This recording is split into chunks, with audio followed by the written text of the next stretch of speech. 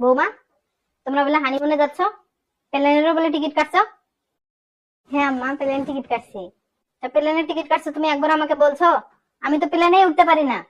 আর আমার মেয়ে মেয়ে জামাই এদের তো ছুটি নাই, এরা কিভাবে যাবে? কিন্তু আম্মা, হানিমুনে তো আমি আর আপনার ছেলে যাব, আমরা সবাই তো যাচ্ছি না। না, আমি তো আমার ছেলেকে একা ছাড়তে পারবো না, আমার ছেলেকে আমি একা কখনোই ছাড়ি নাই, আর এখন ছাড়বো? আর আমার মেয়ে মেয়ে জামাই এদেরকে ছাড়াও তো আমি কোথাও যাব না। আমার মেয়ে মেয়ে জামাই ছেলে সবাইকে নিয়ে তারপর আমি ঘুরতে যাব, তাছাড়া হবে না। দাঁড়া, আমি আমার ছেলের সাথে কথা বলি, তারপর দেখি কি করা যায়। আম্মা, এটা হানিমুন। হানিমুনে শুধুমাত্র নতুন বিবাহিত স্বামী স্ত্রী যায়, এখানে সবাইকে নিয়ে ঘুরতে যায় না। সবাইকে নিয়ে ঘুরতে যাওয়া তো ওটা ফ্যামিলি ট্রিপ। আর আম্মা, টিকিট তো আমি কাটি নাই, টিকিট আপনার ছেলে কাটছে। ও, এই বিয়ে হয়ে 4 দিন আসতে আসতে তুমি আমার ছেলেটার মাথা খাইছো। আমার ছেলে আমাকে না বলে টিকিট কেটে ফেলছে। না না না, শেষ করে ফেলছে আমার ছেলেকে।